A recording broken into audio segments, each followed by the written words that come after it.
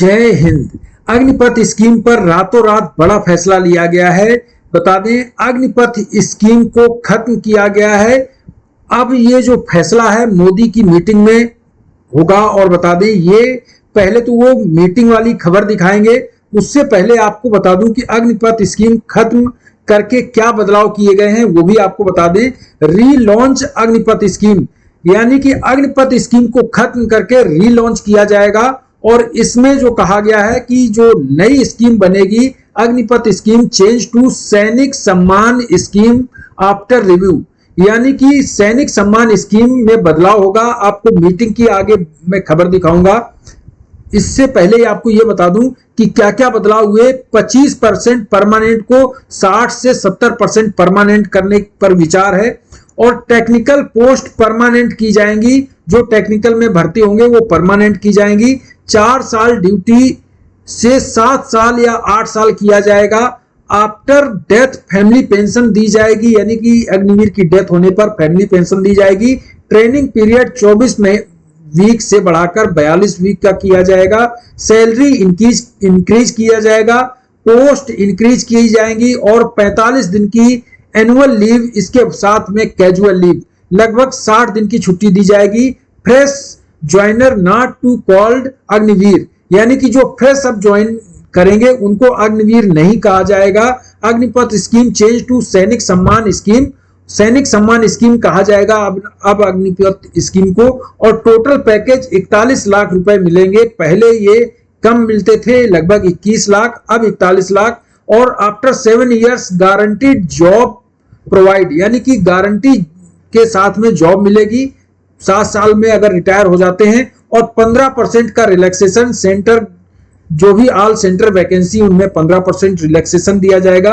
और इसके बाद डेथ होने पर गेट ऑल जो भी सुविधाएं हैं, यानी कि जो अगर डेथ हो जाती है तो शहीद का भी दर्जा दिया जाएगा। इसके साथ में जो खबर है वो भी आपको बता देते हैं।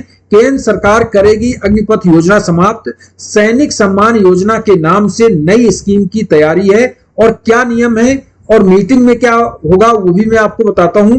विपक्ष द्वारा लगातार उठाए जाने के बाद केंद्र सरकार अग्निपथ योजना को समाप्त कर सकती है, जिसके बाद अग्निपथ योजना को बदलते हुए सैनिक सम्मान योजना के नाम से नई स्कीम लागू की जा सकती है। इस स्कीम के तहत होने वाली भर्ती के कार्य सीमा को बढ़ाकर 7 साल या 8 साल किया जा सकता है। इसके अलावा अन्य मुद्दों पर भी ध्यान केंद्रित किया गया है। कई परिवर्तन किए गए हैं। लोकसभा चुनाव के दौरान अग्निपथ योजना एक बड़ा मुद्दा बनी थी। यही वजह है कि केंद्र की एनडीए सरकार इनमें सुधार पर विचार कर रही, प्रस्ताव जो दिए गए हैं उस पर विचार कर रही है। इसी कड़ी में तीनों सेनाओं की ओर से अग्निपथ योजना की जो प्रक्रिया है, भर्ती प्रक्रिया, इसमें भी सुझाव पर विकल्प कर रही है सरकार, और जो सेना कर रही है। और बता दें, इसकी अवधि दुगनी करने पर, यानी कि 4 साल से 8 साल करने पर विचार किया गया है। सैन्य जवानों के कई कैडर जो अग्निपथ को वर्तमान 25% हैं, उनको बढ़ाकर 70% किया जाएगा। और 10 अलग अलग मंत्रालयों की सचिवों की अग्निपथ योजना पर जो समीक्षा की गई है, शीघ्र ही सौंपा जाएगा। सचिवों की रिपोर्ट सौंपी जाएगी और प्रधानमंत्री मोदी जी को शनिवार को यह रिपोर्ट सौंपी जाएगी। इसमें दिया है क्लियर कि सचिव की जो रिपोर्ट है शनिवार को प्रधानमंत्री मोदी जी को सौंपी जाएगी।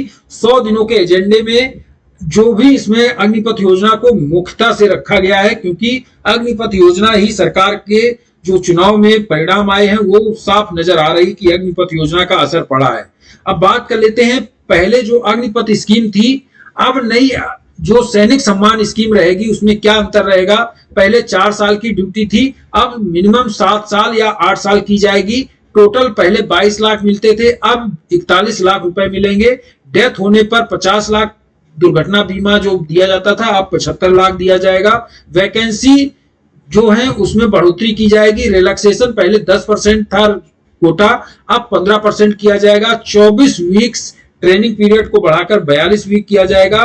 और इसके बाद हॉलीडे 45 दिन की एएल दी जाएगी। इसके साथ कैजुअल लीव डिपेंड करता है कमांडिंग ऑफिसर पर। तो ये इस स्कीम को फरवरी 2024 से नई स्कीम जितने भर्ती हुए फरवरी 2024 से सैनिक सम्मान स्कीम के तहत अब भर्ती होंगे, यानी कि वो सैनिक सम्मान स्कीम के तहत लाए जाएंगे।